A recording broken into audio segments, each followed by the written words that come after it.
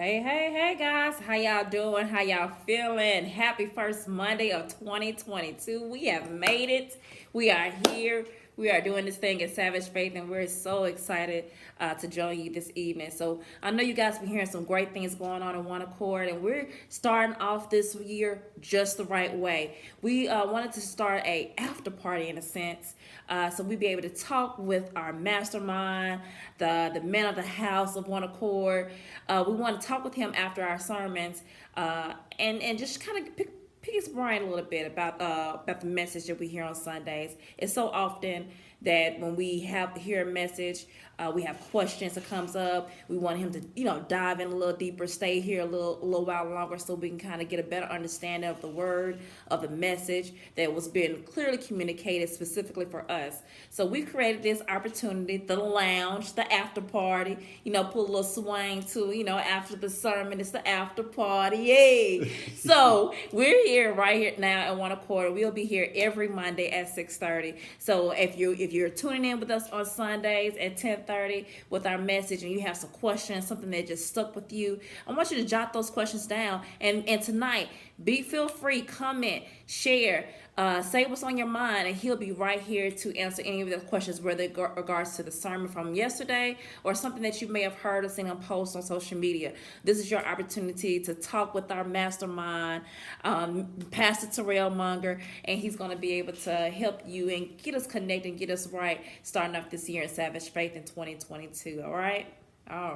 Pastor, would you like to say anything? How you feeling? Well, you know how I feel all the time, man. I know when we have our church services, it's important that we come together. I know why the Bible says, forsake not the fellowship of the believers. Mm-hmm. Because sometimes you need to be around people who believe to help with your belief. And you need to be, it's just like going to a basketball game and watching the game on TV is not the same thing. Sometimes you need that excitement around you. But me, myself, I'm not so much concerned about what happens in the church as I am concerned about your quality of life after you leave the church. Absolutely. And so my goal is always to share something, to spark a thought, to do something that helps somebody make a decision that changes their life. Because sermons, songs, those things don't just change your life. It's processing the information right, making different decisions, and those different decisions end up being what changes your life. So that's the goal. That's the goal.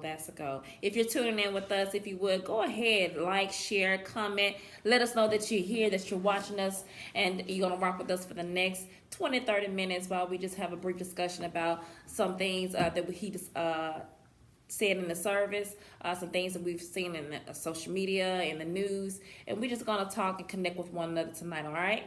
Alrighty. Now, I know a lot of you guys know that we are walking into 2022 in Savage Faith. Savage Faith is fiercely trusting God in spite of. We want to invite you to be a part of this movement. Right now, we are claiming that 2022 is the year of faith, and we want everybody to be invited and to understand that without faith, it is impossible to please God. And we are wanting to please God, not for the things that we want in our lives, but we know that he hears our secret prayers, our private conversations, the moaning of our hearts, the things that we can't utter out with words. But we want to stay connected with him. In order to stay connected with him is to have faith that he does hear us, that he does believe in us, that he will do exceedingly abundantly above all that we can ask or think of. And that's what Savage Faith is trusting God fiercely in spite of. We have so much going on around us and against us, guys, and that is so important for us to see it, speak it before we see it. And living in a city like the city of Memphis, we have so many people, robbing us of the passion of our voice. And that's one of the things that you touched on yesterday is people being robbed of the passion in their voice. When you start to be excited about a new journey that you're getting ready to embark, or a new dream or whatever, we have people that come and try to steal our joy in a sense. And we don't mean steal as STEAL. We know what Memphis may or may not be about, but but steal. They try to STILL, say you still believing, you still hoping, you still faithing, you still praying. So Pastor, can you share with us, how do we handle those conversations when we try to initiate a new thought or inspire a new thing within us and within our community? How do we ignore those people and not have them robbed us of the passion that's in our voice when we know that God has spoken to us? But the first thing we got to do is not think that we're not influenced. We're always being influenced. And that's the thing, people. I'm too strong. You can't influence me to do wrong. Well, why when that commercial come on, all of a sudden you got a taste for a cheeseburger? Why all of a sudden when you see that outfit in the rap video, you want to go buy it? So we're always being influenced. And you have to understand that.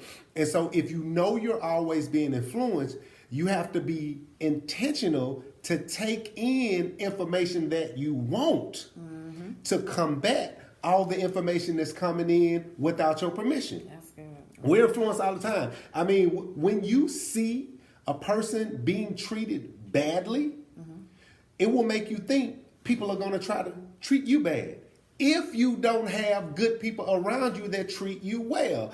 And, you know, one thing that the Bible says when it starts talking about how we see things, it says, to the pure, all things are pure. And for those who are corrupt, everything becomes corrupt. So if you're around a bunch of liars, you're going to think everybody's lying. Right. If you're around a bunch of messy people, like people say, man, Memphis so messy. No, your friends messy. That's your part. I got good friends. And so you got to be intentional to have people around you that help your perspective of life. Because even, like you said, even with the dreams we have, if I talk to April and April loved my dreams, the next person that come in the room, I'm going to talk to them the way April listened. But if I'm always around people who don't want to hear it, oh, there he go talking about that mess again. There he go talking about that mess again. So now somebody who needs to hear it and ready to jump on it, I don't have the excitement I need to have because all the friends that I chose don't want to hear my dreams. Wow. So you got to be around people that want to dream, that want to believe, because it makes your story sound exciting. And one of the examples I gave in the message yesterday is, do you want to go to a restaurant where only the first 10 people that come through the door get hot food? Everybody after that get cold, stale food. Well, that's how it is with your dream. You don't want the first 2 or 3 people to get your excitement, and you let them rob you, so everybody else that come in get a half-baked, well, I kind of feel, I kind of believe the Lord is... No, let me tell you something. I had this dream. I'm excited. And whether you want to hear it or not, you going to get the best version of my dream, and the person that needs to hear it that finally comes along will get the excitement they need to get, and not let the people who I chose to be around drain me and they get a half-baked story. Yes, that is so good, so good, so good. And to touch on that, you also mentioned, I'm not sure how you worded or cultivated, but you mentioned about how communication affects our connection, right? Yeah. Our connections affect our confidence. Our confidence affects the culture, and the culture affects what's being created. Yeah. So, can you dive in a little bit more and talk to us about how Memphis culture affects our creativity as believers? Yeah, well, it starts because when people say Memphis culture, what they're really saying is the people who I hang around in Memphis. Right. Memphis is not monolithic. You do have some people that believe in the possibilities. You do have some people that have decent jobs, that go on vacation, that enjoy life. And so if you talk to those type of people, well, when you're in front of those type of people, the way you communicate and talk dictates whether those people want to be around you or not. If I'm having a good life and I'm enjoying life, I don't want to talk to somebody that always has a sad story. Well, these people did me like this, and these people treated me like that, and well, no. All of us have been lied to. Right. All of us have been lied on. All of us have been disappointed. And to be honest, all of us have disappointed other people. Absolutely. So if you're always talking about that, somebody who's trying to live their best life don't want to hear that. The only people that want to hear it are the people who want to join your pity party, so they're victims too. So you have the victim mindset. You hang with the people that are victims, and y'all just talk about how Memphis is bad, the world is bad, church folk is bad, women is bad, men is bad. No, that's you and your partners. Right. You know what I mean? Right. So if you talk down like that, it's going to affect who decides to connect with you. Because you don't just get to connect with people. They get to choose whether they want to connect with you. So every day is an interview for your next position in life. So if you see me excited and happy and you want to be excited and happy, we go create a happy and excited life. Right. But if you always see me sad and down, I'm going to draw the people that's sad and down, and we just going to have our pity party and talk about how the world going to end tomorrow. So our conversation, how we communicate, it dictates who connects with us. And then that connection about who connects with us, it plays a part in the confidence we have. If I'm around people who are excited about me, you know it. It's a reason that this phrase got out. Behind every man, good man is a good woman. Right. What they're saying is every man that has confidence has a woman that gave it to him.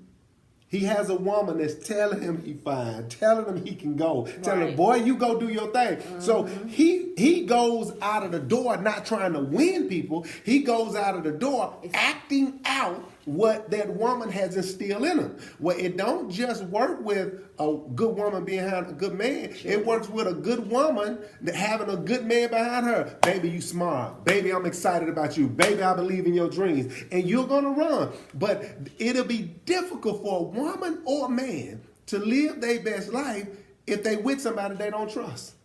You try to work on a business deal, but at the same time, man, I wonder where he is. I wonder what he's talking to. And you're going to be half involved with your business deal because your relationship is unstable.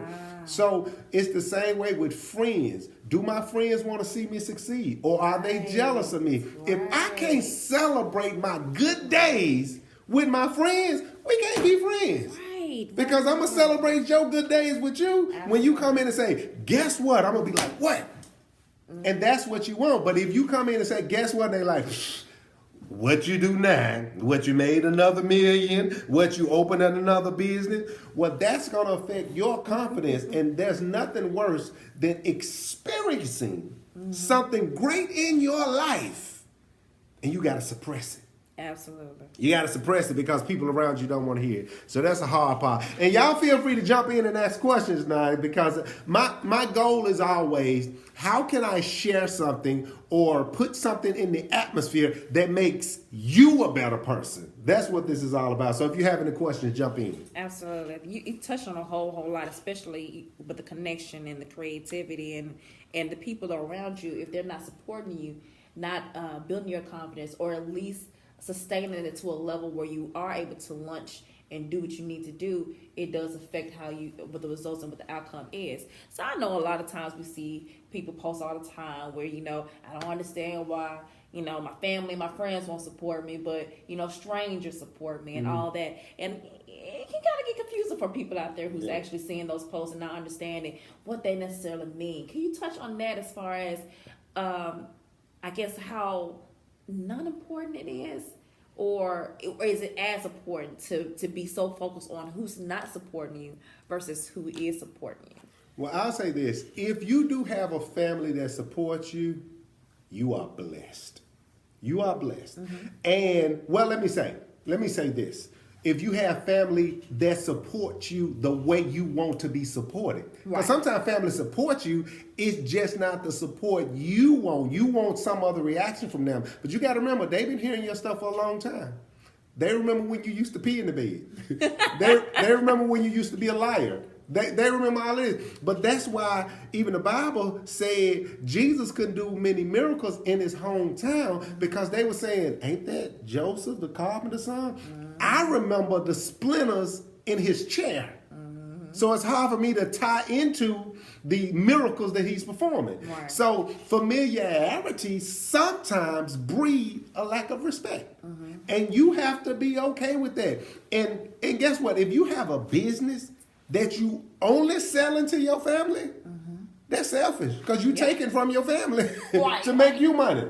So what you want to do is, you want to say, if a family member supports you or not, you want to say, I have to go find my customers, because hopefully, while I'm talking about my family, hopefully the business I started, I'm doing it so I can support my family, so I can be here for my family, so my family can have generational wealth.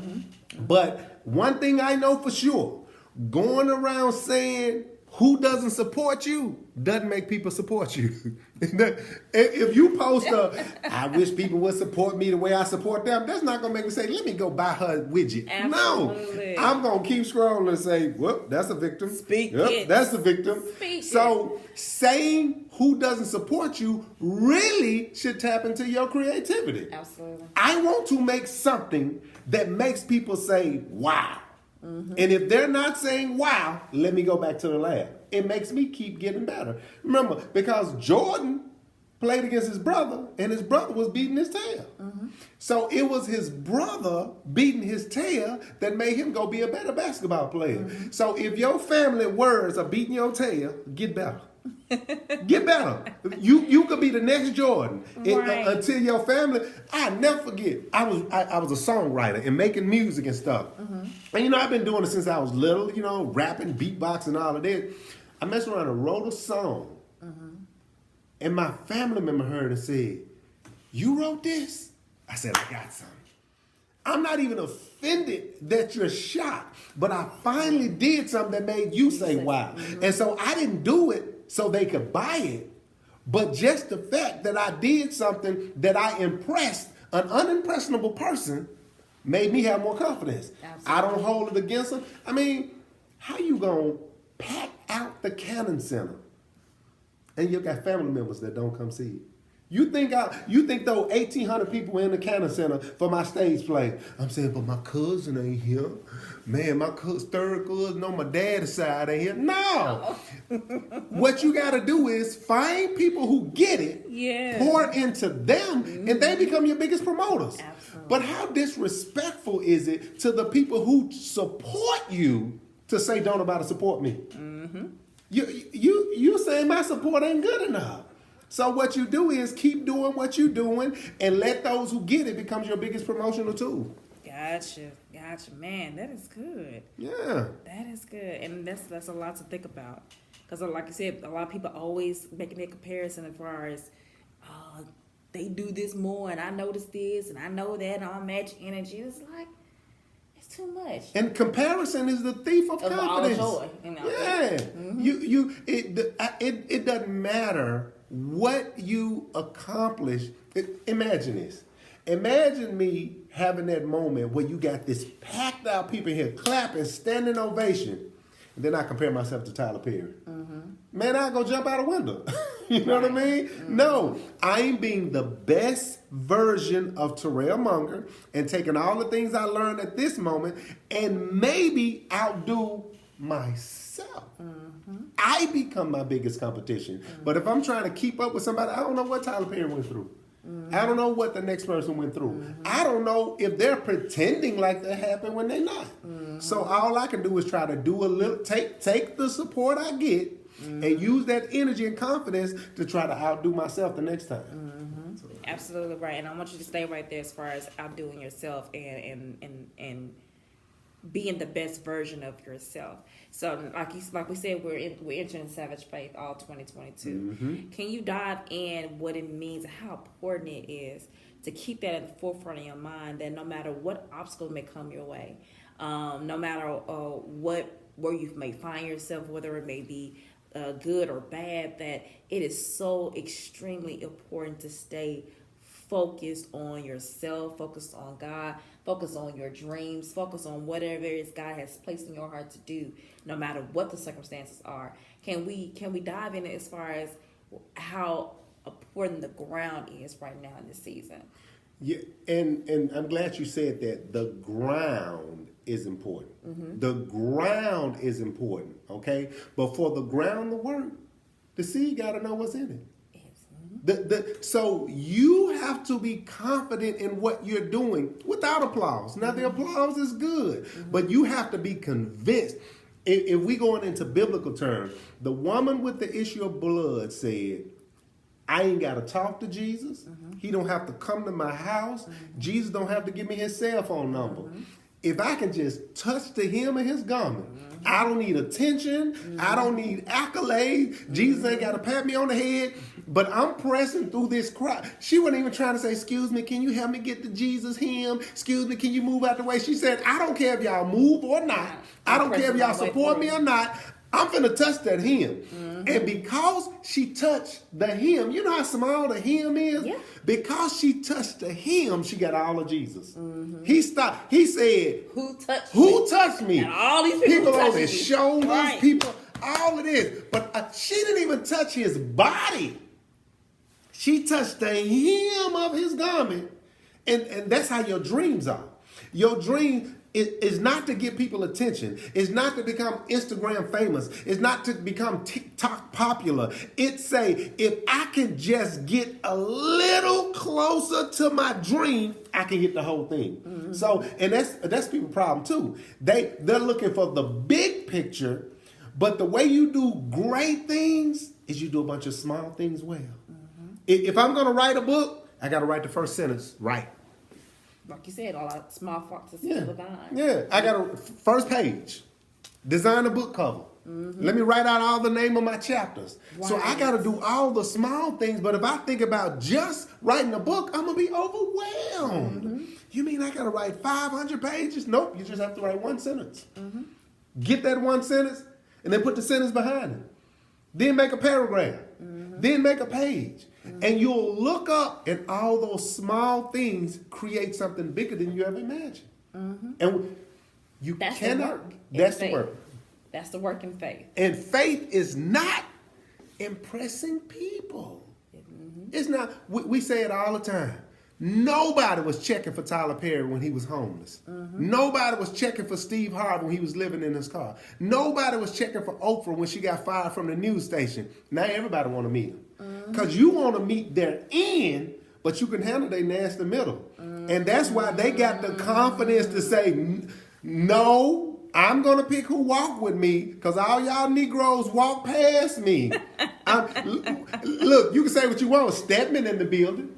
Stedman's still in the building. Gail's still in the building. So the people who believed in her when nobody else did, they millionaires and billionaires right with her. But we want to wait until after somebody make it so we can ride their coattail. No, what you got to do is say, I'm going to do the best I can with what I have today and believe that it's going to eventually lead to something. That's what faith is. Faith is the substance of things hoped for. I mean, I can't tangibly put my hand on nothing. So the substance is just a deep-rooted belief that it's possible.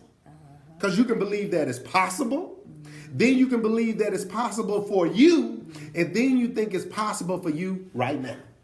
So it's about inching yourself into the place by what you do with what you already have. So. Man, that's so good. That's so good. Well, do you got... This has been phenomenal. This is so very important for us to be able to have these conversations, open conversations, so we know how to work the word. We have so much going on around us, so much information to navigate, to filter through. But having these moments with our pastor at One Accord and being able to talk through the sermons or just our thoughts about life in general, this is what's going to help bridge that gap and helping us stay connected and understanding how to apply the word to real life principles. So we want to chime in with you guys. Do you guys have any questions? I know there's a lot of you guys viewing right now. We want you to wave, hand, whatever it is that you have on your mind. Talk to us. We want to stay connected to you and understand what it is that's on your heart to talk about, at least trying to get you to your next level until you see us next Monday. Yeah, and I'll say this, and this is just how I feel. I don't deliver messages or sermons or preach or whatever you call it to get a reaction. I do it to get results. Absolutely. What I say, I believe if you just apply it, you get... Okay, I got to brag on April for a minute. I remember when April first came to the church, and the spot she was in, she was hungry. So she was in the room with a bunch of other people hearing the same stuff, but something hit her, and she said, I want more. And she was like, can we go to lunch? How can I help? How can I volunteer? And so I'm not shocked that after what we said yesterday, God said, I can't feed you if you ain't hungry. Ooh, that blessed me when you said You know what I mean? And so since she was hungry, God sent her people, God sent her knowledge, sent her resources. Then God fired her from her job. Like, this girl ain't gonna quit. She loves serving so much, she gonna keep going to work. And then use everything he already put inside of her to deliver what people needed. And that's the thing. God is into meeting needs. Absolutely. He doesn't put things in you so you can shine, so you can get popular. He put things inside of you because he believes you have the ability to meet needs. And what did April do? Oh, that logo could look a little better. Let me call her. Hey, do you? Because she did it to me. I'm a graphic designer, right? I'm a graphic designer. I've been doing this forever. Matter of fact, some of the stuff she did, I was doing it. She'd be like, that's good. And one day she was like, do you mind if I redo that? I'm like, what you gonna redo? You gonna redo my stuff? And when she redid it, I was like, oh, that's hot. That's hot. And so she met a need. Yeah. Now she's doing good in her business, but she didn't do it to make money. She did it to meet a need. Man, their logo could be better than that. Their website could be better than that. And I believe I can do it. And because she started meeting the need, God made her into a business within herself. But I'm saying that to say she was in the same atmosphere with a whole lot of other people, but she was hungry. Mm-hmm. When the student is ready, the teacher will appear. So if you hungry, God, he said, blessed are those who hunger and thirst for righteousness. If you ain't hungry and if you ain't thirsty, except if you thirsty over some dude or some woman, I ain't talking about that kind of thirst. That's a whole different type of thirst. Help him, Lord. Yeah, but if you really want it, the teacher will show up from out of nowhere. Okay, I'm done. We had 29 minutes and 29 seconds. Okay. Listen, Trail said something. Hey, Trail. He said, what got me yesterday is when Moses said, who am I? I have a who am I moment all the time. Well, a little more time. Mm-hmm. The reason I said that, because Moses had the passion inside of him, and the passion inside of him identified with the burning in the bush. The burning in you recognized the burning in the situation. If you don't have a burning inside of you, you're not going to be passionate about the situation. But even though he had a passion, a desire, a burning, he had a weak moment and said, who am I to do this? Mm-hmm. We all do that. Who am I to run for office? Who am I to start a business? Who am I? And God interrupted him and said, fool, it ain't about who you are. I am that I am. So whatever you do, go into it not with who you are, but who I am. Because I'm about to show you, you ain't even what you thought you were. You thought you was on the backside of the desert herding goats. Boy, you a nation changer. Boy, you about to free the slaves. Boy, you about to open the Red Sea. So it's not about who you are, it's who you are in him. Yes, so if you have a I am understanding, you are more than you dreamed of. I feel like preaching right now. God. Woo! But it also reminds me of the woman at the well. Yes, the Good Samaritan, who Jesus was. Technically, you're not supposed to speak to a woman like that. But the fact that he, I guess, met her where she was and told her about herself. So all those doubts and insecurities she's already had inside, he's like, I'm gonna let you know I already know about that, and I still want you to come after me. You know what was beautiful about that? Ooh. He didn't even tell her, now go preach to your town. What he did was woke up something inside of her that she said, I got to tell somebody this. Man, I was up delivering water. I was up at the well. Y'all got to meet this man. He told me about myself.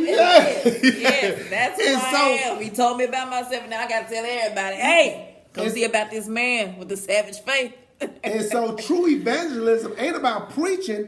It's hoping that what happened to you happens to others. I want you to feel the excitement I feel. I want you to have what I've come across. So I got to tell you this. It is not about turn to the book of Luke chapter 3 as I eloquently...